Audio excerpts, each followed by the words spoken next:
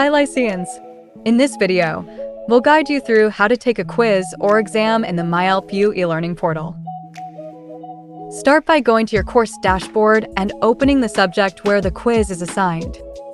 Scroll through the course content where the quiz is posted. Click on the quiz to see important details like the time limit, number of attempts, and availability dates. When you're ready, click Attempt Quiz Now to begin. The timer will start as soon as you enter the quiz.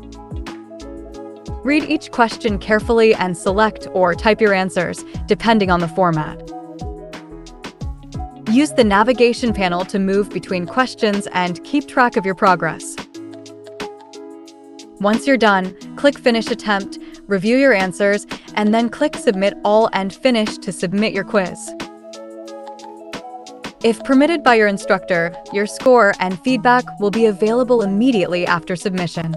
Otherwise, please check back later as the release of results will follow your instructor's settings. And that's it. You've completed your quiz or exam through the myLPU eLearning portal. Stay tuned, Lyceans, for more tutorials.